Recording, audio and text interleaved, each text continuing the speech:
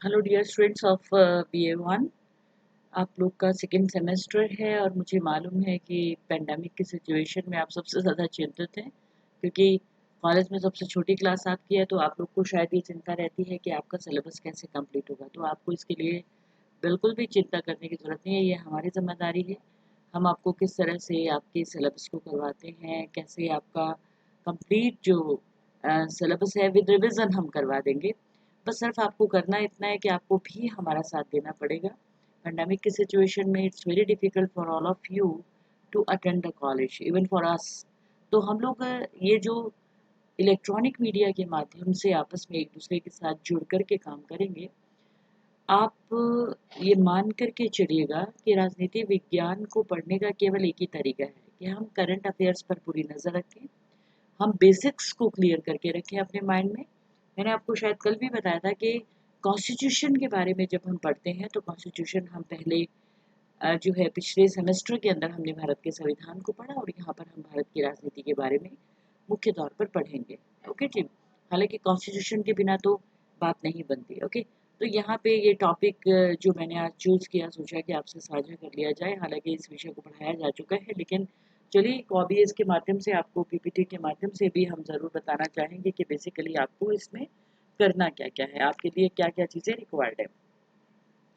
तो ये जो प्रेजेंटेशन है ये basically administrative relations between centre and state under Indian constitution, इस पर मैंने बनाया है। आप एडमिनिस्ट्रेटिव रिलेशंस के बारे में जान पाएँ, ये मेरी काफ़ी इच्छा थी। तो मुझे आप सभी जानते हैं, आपकी प्रोफेसर हूँ। तो यहाँ पर हम पहले इंट्रोडक्शन पढ़ेंगे, फिर सेंटर सेंटर एंड स्टेट के रिलेशंस के बारे में पढ़ेंगे, फिर हम पढ़ेंगे एडमिनिस्ट्रेटिव रिलेशंस के बारे में, और उसके बाद हम इसको कंक्लूड करेंगे। ये हमारा आज का जो है बेसिकली चैप्टर रहेगा। एक बात आप मान करके चलिए कि संघात्मक शासन व्यवस्था के बारे में जो आपको पढ़ाया गया है, फेडरल सिस्टम में सेंटर और स्टेट के पास शक्तियां होती हैं, और जो संपूर्ण शक्तियां हैं उनको तीन भागों में बांटा गया है: संघ सूची, राज्य सूची और समवर्ती सूची। संघ सूची में जो विषय हैं उन पर कानून बनाने का अधिकार हमेशा केंद्र को होता है, और राज्य सूची के जो विषय हैं उन पर कानून बनाने का अधिकार किसको होता है? राज्य को होता है। और तीसरा जो है समवर्ती सूची, उस पर कानून बनाने का अधिकार दोनों को होता है, राज्य को भी होता है और केंद्र को भी होता है। लेकिन अगर दोनों में से किसी में भी किसी भी तरह का, दोनों में यदि कोई रंजिश हो जाए या ये एक प्रॉब्लम क्रिएट हो जाए कि किसके पास जो है शक्ति होनी चाहिए, तो ऐसी स्थिति में जो अधिकार है सभी वो किसके पास चले जाते हैं? वो चले जाते हैं केंद्र के पास। ओके। तो बेसिकली मैं चाहती थी कि हम इन रिलेशंस के बारे में ज़रूर पढ़ लें। तो देखिए, संविधान के द्वारा भारत में संघीय शासन प्रणाली की व्यवस्था की गई है। भारत में इस समय 29 राज्य हैं जिनका अपना अस्तित्व है, और जिनके लिए संविधान के द्वारा अलग अलग विधानमंडल, कार्यपालिका और न्यायपालिका की व्यवस्था की गई है। संविधान द्वारा संघ तथा राज्यों में शक्तियों का विभाजन किया गया है, परंतु इसका ये अर्थ बिल्कुल नहीं है कि संघ तथा राज्य एक दूसरे से पूर्ण स्वतंत्र हैं। वास्तव में दोनों का एक दूसरे के साथ गहरा संबंध है। ओके। उसके बाद देखिए कि भारतीय संविधान में संघ शब्द के स्थान पर अनुच्छेद 1 में यूनियन ऑफ स्टेट्स शब्द का प्रयोग किया गया है, जो दो बातों को स्पष्ट करता है मुख्य तौर पर। पहली बात ये कि भारत में संघ का निर्माण संयुक्त राज्य अमेरिका की तरह राज्यों के आपसी समझौतों का परिणाम नहीं है, वरन राज्यों की सुरक्षा तथा विकास के लिए संघीय व्यवस्था का सृजन स्वयं संविधान द्वारा किया गया है।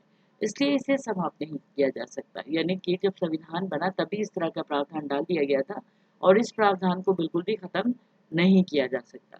फिर दूसरा, राज्यों को संघ से पृथक होने का अधिकार नहीं है। संविधान में जहां संघ सरकार की शासन व्यवस्था है, वहां राज्यों को शासन व्यवस्था भी निश्चित कर दी गई है। यानी कि संघ की और राज्य की पूरी व्यवस्था को जो है संविधान के द्वारा पूरी तरह से निश्चित कर दिया गया। ओके। अब देखिए, अमेरिका में राज्यों को अपना अलग संविधान बनाने का अधिकार है, परंतु भारत में ऐसा नहीं है। अमेरिका में जो राज्य होते हैं उनको कैंटन कहा जाता है, और ये कैंटन पूरी तरह से स्वतंत्र होते हैं कि ये जिस तरह का डिसीजन चाहें अपने राज्य को लेकर के ले सकते हैं। लेकिन भारत में ऐसा बिल्कुल नहीं है। राज्यों को अपना अलग संविधान बनाने का अधिकार तो बहुत दूर की बात है, उन्हें संविधान में संशोधन की पहल करने का भी अधिकार नहीं है। यानी अगर संविधान में कोई संशोधन भी करना है तो ये अधिकार भी किसके पास चला जाता है? केंद्र के पास। ओके। और देखिए, भारतीय संविधान के जो निर्माता देश की एकता और अखंडता को बनाए रखना चाहते थे, और उनका ये मानना था, वो बहुत चिंतित थे इस बात को लेकर के कि राज्य के मुकाबले में संघ को कानूनी, प्रशासकीय तथा वित्तीय क्षेत्रों में बहुत अधिक अधिकार और शक्तियां दी जाए, ताकि देश की अखंडता बनी रहे, देश की सहिष्णुता बनी रहे और देश के अंदर विभाजन की संभावना ना हो, ऐसा उनका मानना था।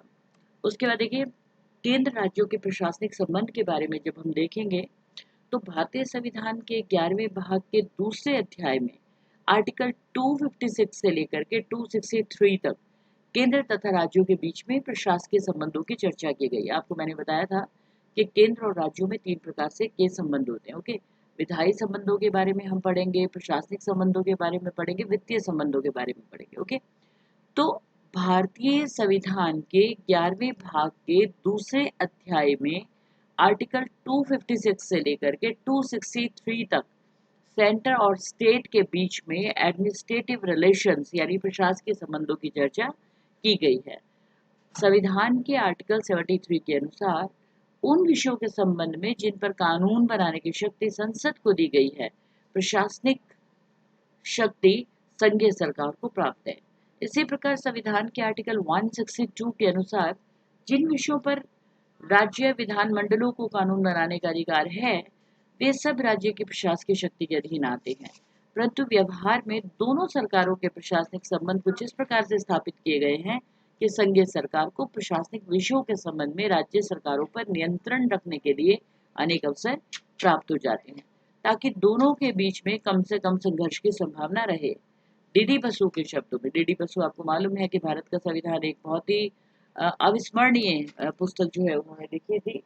तो डीडी बसु का कहना है कि संघ सरकार की सफलता और दृढ़ता सरकारों के बीच अधिकाधिक सहयोग तथा समन्वय पर निर्भर करता है। यानी कि केंद्रीय सरकार और इकाइयों के बीच में जितनी ज्यादा सहयोग तथा निर्भरता रहेगी, उतना ज्यादा इनके संबंध जो है अच्छे होंगे। अब हम बात करेंगे केंद्र राज्य के प्रशासनिक संबंधों के बारे में। देखिए, जब आपको केंद्र और राज्य के बीच में संबंधों के बारे में बताया गया, तो आपको ये बात भी बता दी गई बेसिकली कि केंद्र राज्यों के बीच में संबंध किस प्रकार के होंगे। तो सबसे पहले देखिए, राज्यों की कार्यकारी शक्ति केंद्र की कार्यकारी शक्ति के लिए बाधा नहीं बन सकती। ओके, राज्यों की कार्यकारी शक्ति केंद्र की कार्यकारी शक्ति के लिए बाधा नहीं बन सकती। ये मान करके चलिए कि संविधान के आर्टिकल 256 में स्पष्ट कर दिया गया था कि प्रत्येक राज्य सरकार अपनी प्रशासनिक शक्ति का प्रयोग इस तरह से करेगी कि संघीय संसद द्वारा बनाए गए कानून का पालन निश्चित रूप से हो सके। ओके, और संघीय सरकार की प्रशासनिक शक्ति के प्रयोग में किसी प्रकार की बाधा ना आए। ठीक है, संघीय सरकार की कार्यपालिका शक्ति इतनी विस्तृत है कि यदि वह चाहे तो राज्य सरकारों को प्रशासन के संबंध में निर्देश दे सकती है।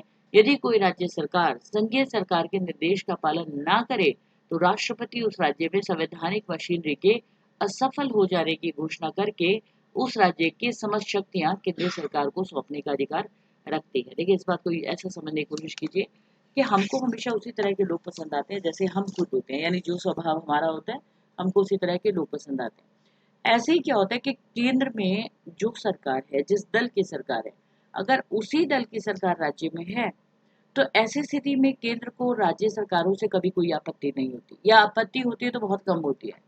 पर अगर वाइस वर्सा है, यानी कि अगर केंद्र में सरकार मान लीजिए भारतीय जनता पार्टी की है और किसी राज्य के अंदर जो सरकार है वो बेसिकली कांग्रेस है या अपोजिशन है, तो ऐसी स्थिति में केंद्र हमेशा इस तरह के आरोप लगाता रहा है कि राज्य सरकारें उनके अनुसार काम नहीं करती। ठीक है, तो ऐसी स्थिति में केंद्र सरकार के द्वारा राज्य सरकारों की राज्य सरकारों पर दबाव डालते हुए वहां पर राज्यपाल के द्वारा यदि प्रस्तावित कर दिया जाए। दोबारा समझिए इस बात को।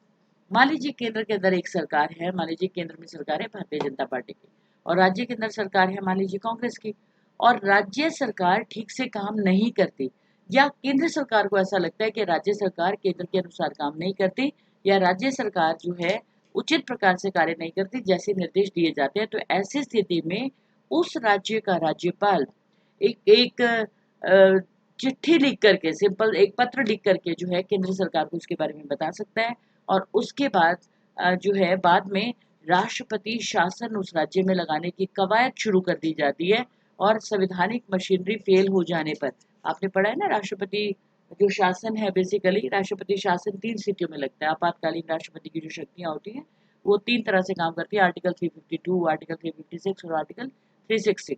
तो जो आर्टिकल 356 है, 356, यानी कि अगर किसी राज्य में संवैधानिक मशीनरी फेल हो जाती है तो ऐसी स्थिति में उस राज्य में राष्ट्रपति शासन लगाने की जो है कवायद शुरू कर दी जाती है और उस राज्य के अंदर राष्ट्रपति शासन लगाया जाता है।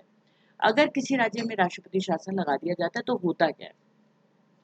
तो होता ये है कि उस राज्य का सारा शासन केंद्र के पास चला जाता है और वहां पर जो राज्य सरकार है उसके अकॉर्डिंग काम नहीं होता। जो काम होता है किसके अकॉर्डिंग होता है? केंद्र सरकार के अनुसार होता है।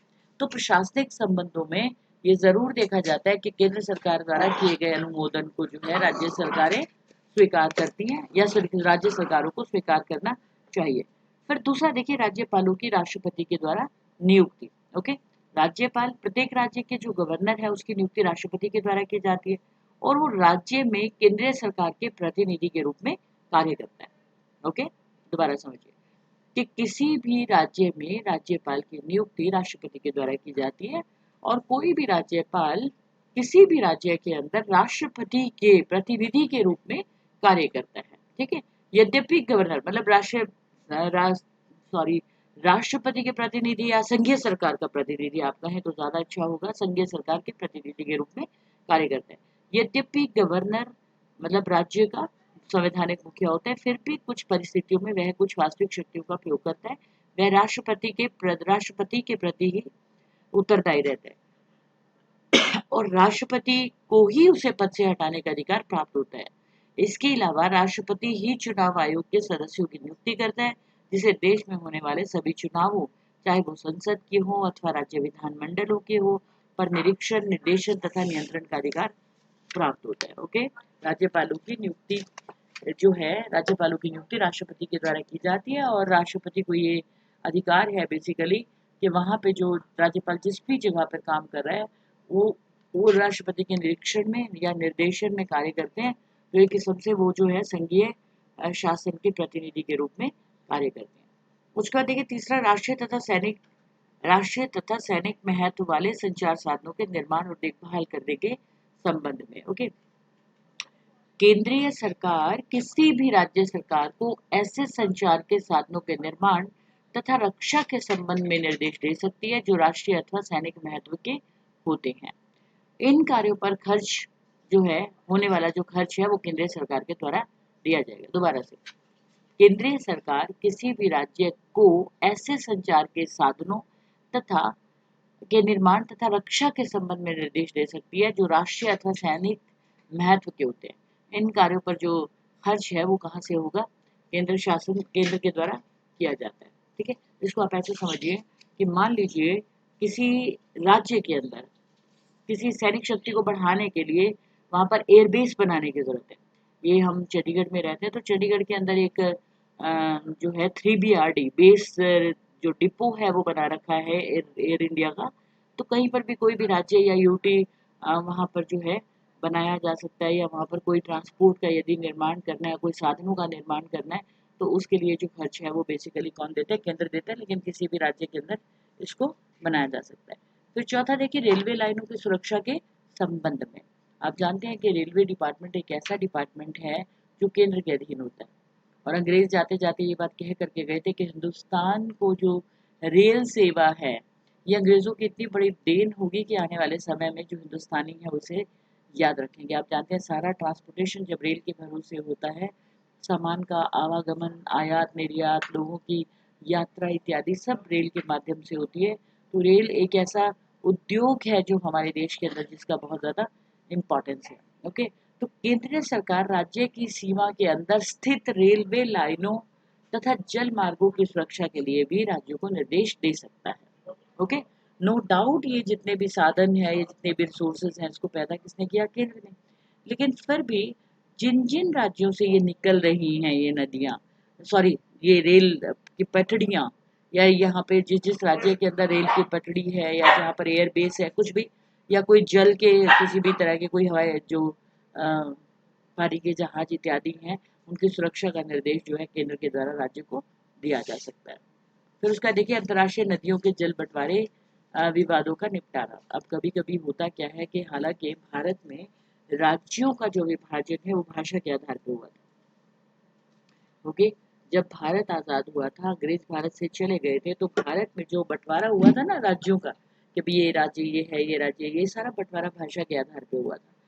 तो ऐसी स्थिति के अंदर जब अलग अलग जो है जगह बाउंड्रीज बना दी गई थी सभी राज्यों की, तो बाद में मान लीजिए नदियों को लेकर के राज्यों के बीच में आपस में बहुत विवाद हुए। ठीक, जैसे कि कोई नदी कहीं से निकलती है और कहीं पर जाकर के मिल जाती है, कोई कोई नदी तो तीन तीन स्टेट्स को लेकर के तीन तीन स्टेट्स में से गुजरती है। तो ऐसी स्थिति में यदि राज्यों में आपस में झगड़ा हो जाता है, तो उसका सॉल्यूशन भी जो है किसके द्वारा किया जाता है, केंद्र के द्वारा किया जाता है। ओके, किसी ऐसी नदी के पानी के प्रयोग के लिए जो एक से अधिक राज्यों से होकर के बहती है तथा उससे उत्पन्न होने वाले झगड़ों का निपटारा करने के लिए संघीय संसद को संविधान के आर्टिकल 262 के तहत कानून बनाने का अधिकार प्राप्त है। ओके, इसके अनुसार संसद के द्वारा सन 1956 में 1956 में अंतर जलीय जल विवाद अधिनियम inter state water dispute act को पास किया गया था, जिसके अंतर्गत इंटर स्टेट वाटर के किसी भी तरह के जो विवाद थे उनको हल करने के लिए एक ट्राइब्यूनल की व्यवस्था की गई। ट्राइब्यूनल को हिंदी में बोलते हैं न्यायाधिकरण की व्यवस्था भी की गई थी। इस न्यायाधिकरण में एक अध्यक्ष तथा दो अन्य अध्यक्ष होते हैं। ठीक है, और जिन्हें सर्वोच्च न्यायालय के मुख्य न्यायाधीश द्वारा जो है नियुक्त किया जाता है। न्यायाधिकरण के निर्णय को मानने के लिए सभी पक्ष बाध्य होंगे और उसके निर्णय के विरुद्ध कहीं भी अपील नहीं की जा सकेगी। इसको सिंपल शब्दों में समझिए। मान लीजिए कोई प्रॉब्लम दो स्टेट्स के बीच में, मान लीजिए कोई आंध्र प्रदेश और तमिलनाडु के बीच में है, तो ऐसी स्थिति में अगर तमिलनाडु के हाई कोर्ट के अंदर मुकदमा जाएगा या जो है आंध्र प्रदेश के अंदर जाएगा, तो ऑब्वियस है कि उस राज्य का स्टेट अपने राज्य का पक्ष ले सकता है। तो इसलिए ये जो फैसले हैं बेसिकली ये सुप्रीम कोर्ट के जो जजेस हैं उनके द्वारा नियुक्त किए गए ट्राइब्यूनल के जजेस के द्वारा किया जाता है। ओके जी, और न्यायाधिकरण के निर्णय को मानना दोनों राज्यों के लिए जरूरी होता है। फिर चढ़ा देखिए उच्च न्यायालय के जजों की नियुक्ति राष्ट्रपति के द्वारा की जाती है। आपको मालूम है ना जो हमारा जुडिशियल सिस्टम है, जुडिशियल सिस्टम, उसमें सबसे ऊपर हमारा कौन सा कोर्ट आता है, सबसे ऊपर हमारा होता है सुप्रीम कोर्ट। सुप्रीम कोर्ट के बाद होते हैं हाई कोर्ट्स, हाई कोर्ट्स के बाद होते हैं सेशन कोर्ट, सेशन कोर्ट के नीचे बहुत सारी पंचायत हैं या नगर पालिका के अंदर भी कुछ फैसलों की वहाँ पर कुछ कवायद की जाती है। तो यहाँ पर उच्च न्यायालय के जजों की नियुक्ति राष्ट्रपति के द्वारा की जाती है। ओके जी, अब राज्यों के उच्च न्यायालय के न्यायाधीश की नियुक्ति राष्ट्रपति के द्वारा की जाती है और उनकी संख्या भी राष्ट्रपति के द्वारा निश्चित की जाती है। एक बार देखिए हम क्या पढ़ रहे हैं, केंद्र और राज्यों के बीच में प्रशासनिक संबंधों के बारे में। केंद्र और राज्यों के बीच में प्रशासनिक संबंध कैसे हैं, कैसे रहेंगे, इसके बारे में हम पढ़ रहे हैं। तो बेसिकली उच्च न्यायालय यानी कि जो स्टेट के अंदर न्यायालय है उसके जजों की नियुक्ति राष्ट्रपति के द्वारा की जाती है। राष्ट्रपति मतलब सेंटर का मुखिया। ओके, उसके बाद देखिए अंतर्राष्ट्रीय परिषद की व्यवस्था, इट्स वेरी इंपॉर्टेंट। ठीक है, अंतर्राष्ट्रीय परिषद की व्यवस्था, इसको इसको बोलते हैं प्रोविजंस ऑफ इंटरस्टेट काउंसिल। भारतीय संविधान के आर्टिकल 263 में ये प्रावधान किया गया है कि यदि राष्ट्रपति सार्वजनिक हितों की पूर्ति के लिए आवश्यक समझे तो आदेश जारी कर इंटर स्टेट काउंसिल यानी अंतर्राष्ट्रीय परिषद की स्थापना कर सकता है। ये परिषद उन विवादों की जांच पड़ताल करती है जो विषय कुछ राज्यों के लिए या कुछ राज्यों और केंद्र के बीच में समझौते के लिए होते हैं। इस तरह स्पष्ट है कि राज्यों के आपसी झगड़ों का निपटारा करने के लिए अंतरराज्यीय परिषद की स्थापना की गई है। इनके सदस्यों की नियुक्ति भी राष्ट्रपति के द्वारा की जाती है। ऐसी परिषद के कार्यों एवं कार्यविधि को भी निश्चित करने का अधिकार राष्ट्रपति के पास होता है। ओके, उसको आप समझे कि इंटर स्टेट जो काउंसिल है it is very very important. Okay, ये भी बेसिकली इसके भी जो मेंबर्स हैं उनकी भी नियुक्ति जो है राष्ट्रपति के द्वारा होती है। और इनका मुख्य कार्य क्या होता है कि अगर स्टेट के आपस में झगड़े हैं या केंद्र और राज्य के बीच में कोई झगड़ा है तो उसका निपटारा भी जो है इंटर स्टेट काउंसिल के द्वारा किया जाता है।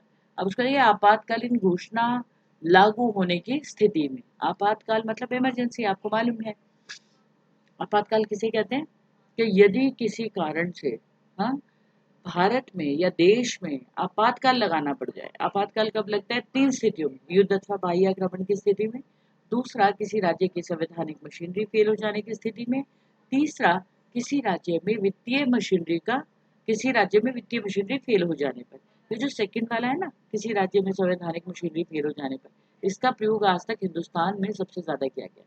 ओके, सेंट्रल गवर्नमेंट के द्वारा जब ये कहा जाए कि सेंट्रल गवर्नमेंट को ये लगे कि किसी राज्य के अंदर संवैधानिक मशीनरी ठीक से काम नहीं कर रही है, तो वहाँ का राज्यपाल लिख करके दे देता है। और क्योंकि राज्यपाल जो है वो बेसिकली संघात्मक सरकार का प्रतिनिधि होता है, और वो जो है प्रतिनिधि के तौर पर कार्य करता है, तो वो लिख करके दे देता है और उस राज्य के अंदर राष्ट्रपति शासन लागू कर दिया जाता है। ओके, तो आपातकाल घोषणा लागू होने की स्थिति में इंटर स्टेट रिलेशंस कैसे होते हैं, उस समय में कैसे संबंध होते हैं प्रशासनिक। ओके, इसके बारे में हम यहाँ पर पढ़ेंगे। तो देखिए, जिस समय राष्ट्रपति देश में आर्टिकल 352 के अधीन संकटकालीन स्थिति की घोषणा करता है, उस समय राज्यों की समस्त शक्तियां संघीय सरकार के हाथों में चली जाती है।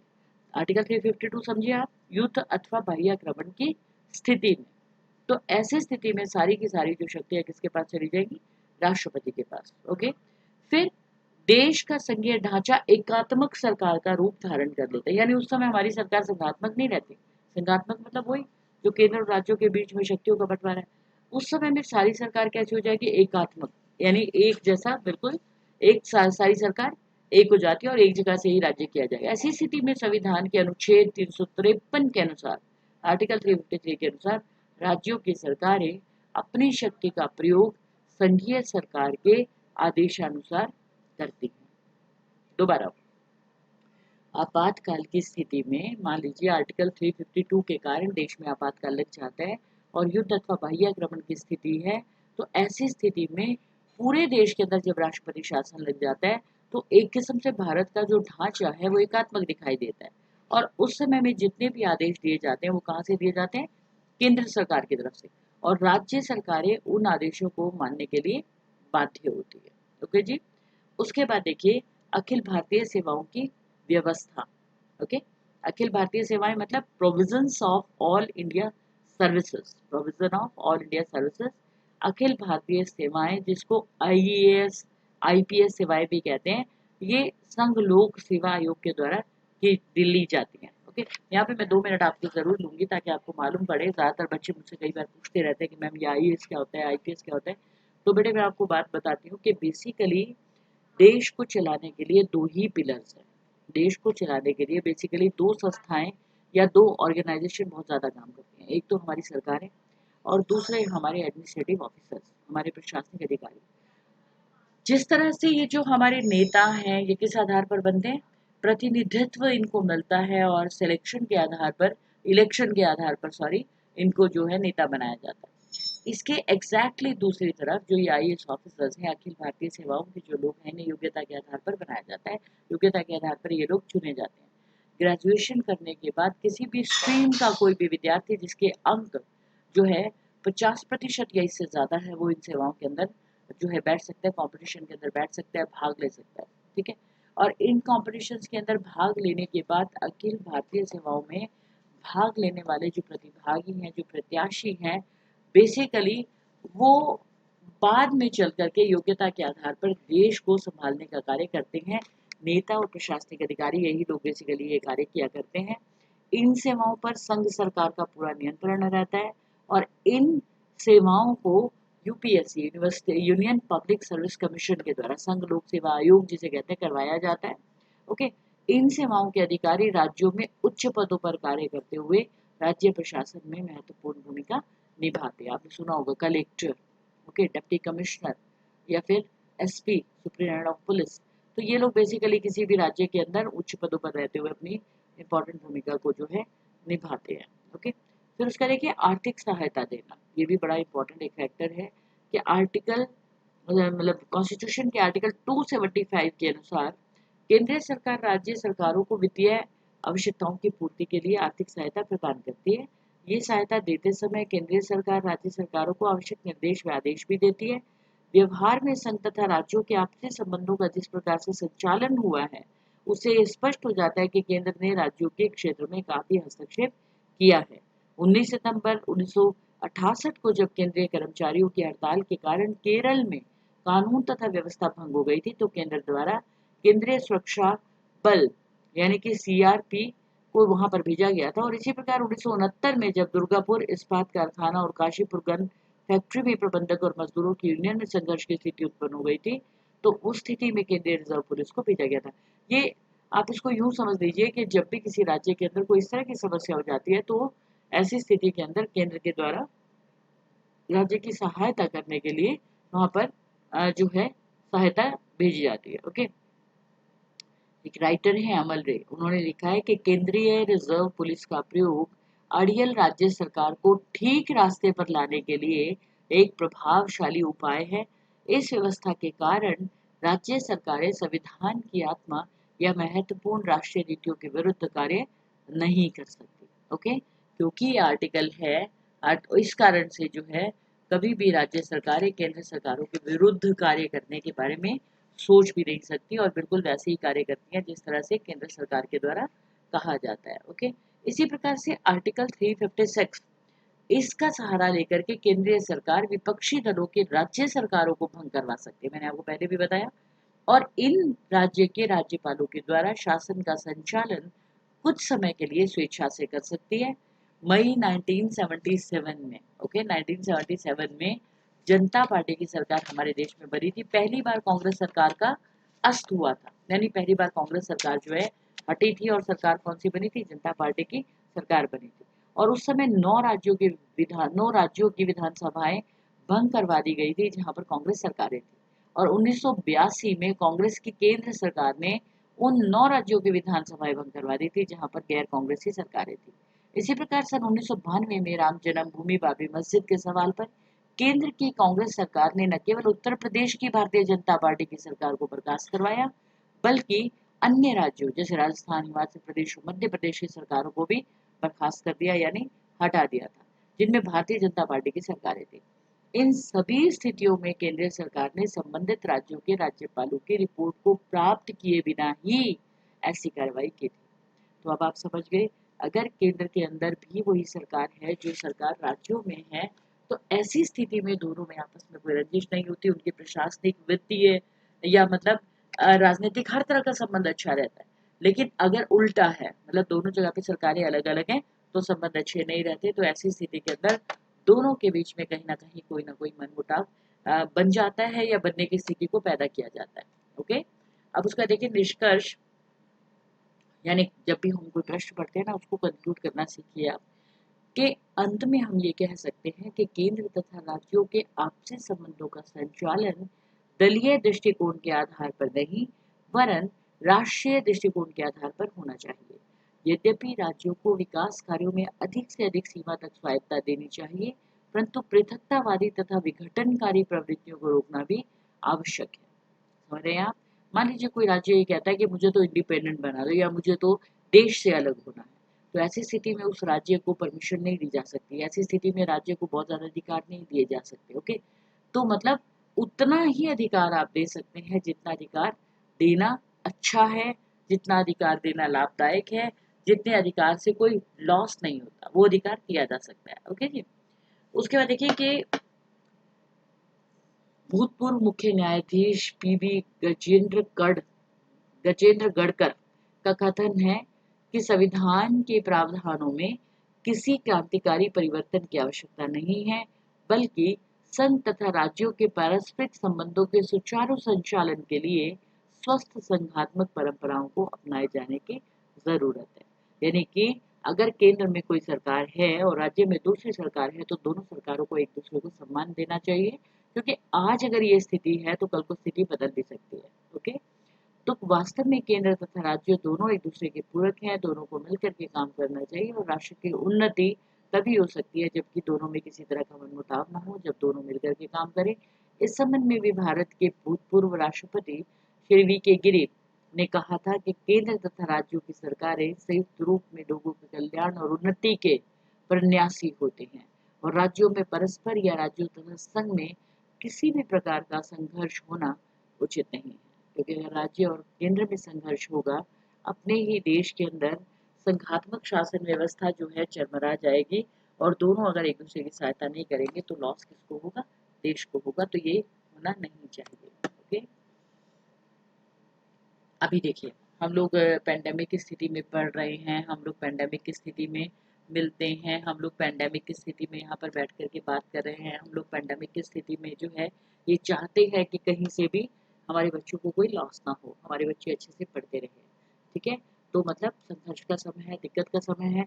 हम जो भी लेक्चर अपना पढ़ेंगे एक कोट के साथ खत्म करेंगे, और आपको इस कोट को अपने यहाँ ब्रेन में, अपने दिल में बिठा लेना है ताकि आप ज़्यादा से ज़्यादा तरक्की कर सकें। ओके, मैं ये कोट मुझे बहुत पसंद है और मैंने सोचा साझा किया जाए कि राह संघर्ष की जो चलता है, राह संघर्ष की जो चलता है वही संसार को बदलता है।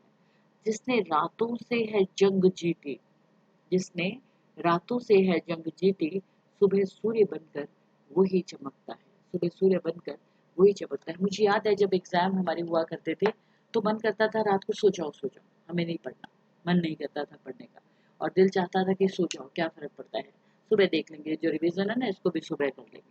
और सुबह कभी कभी ऐसा होता था कि नींद ही नहीं खुलती थी, और ऐसा भी होता था कि हम लास्ट के दिनों में पढ़ेंगे, और लास्ट के दिनों में पता चलता था कि कोई रिलेटिव्स आ गए, हम बीमार हो गए, घर में कोई बीमार हो गया, बिजली नहीं आई, या इस तरह की कोई भी समस्या हो गई। तो ऐसी स्थिति में क्या होता था कि हमारा वो जो पूरा प्रोग्राम होता था सब खराब हो जाता था, है ना।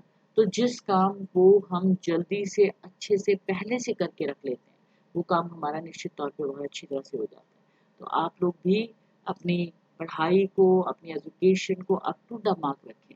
आने वाले समय में वही बच्चे आगे बढ़ेंगे, उन्हीं को नौकरियां मिलेंगी जो मेहनत करके अपने रास्ते पर आगे चलने की हिमाकत करेंगे।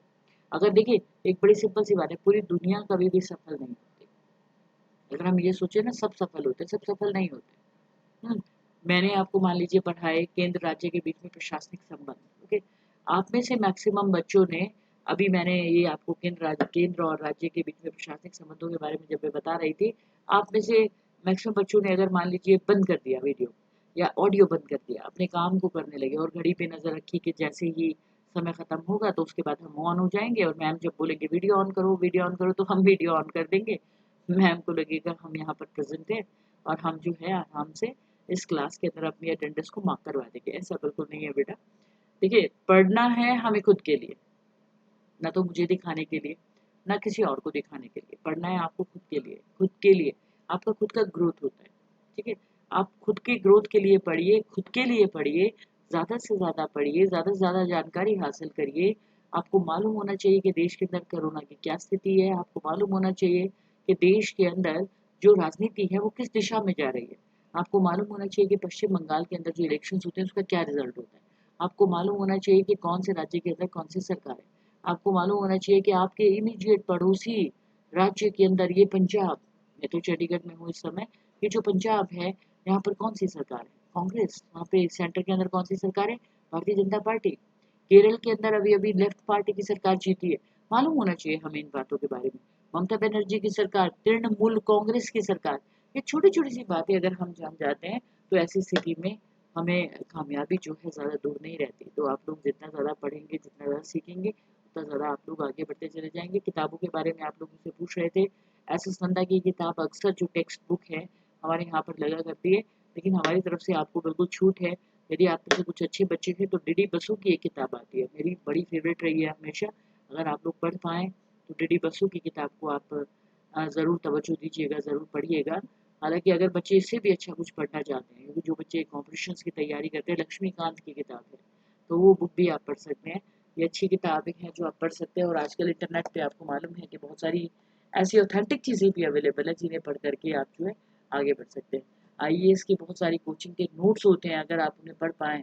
अनिरुद्ध सर एक हैं मेरे, उसमें मोबाइल में अक्सर मैं उन्हें डाउनलोड करके उनके लेक्चर्स को सुनती रहती हूँ, तो आप लोग भी ये सब सुन सकते हैं। और मुझे लगता है कि आप लोग ज़्यादा से ज़्यादा संख्या में क्लासेस को अटेंड करेंगे, ताकि जब हम इस कोरोना की महामारी से निकल करके जब हम लोग मिलें तो आप लोग आसानी से, बिल्कुल मेंटली, साइकोलॉजिकली, फिजिकली आप बिल्कुल तैयार हों क्लासेस को अटेंड करने के लिए। तो हमें बहुत खुशी होगी। कोई किसी तरह की प्रॉब्लम्स यदि होंगी उसको भी हम एक दिन रखा करेंगे। 5 दिन हम लोग पढ़ लिए, एक दिन आपके लिए रखा करेंगे कि आज आप बताएंगे कि क्या पढ़ा आपने। आपकी समस्याएं क्या हैं, आप क्या समझ में नहीं आया आपको, आपके लिए एक दिन ज़रूर रखा करेंगे। ओके जी, okay, thank you, thanks a lot, God bless you, thank you बेटा।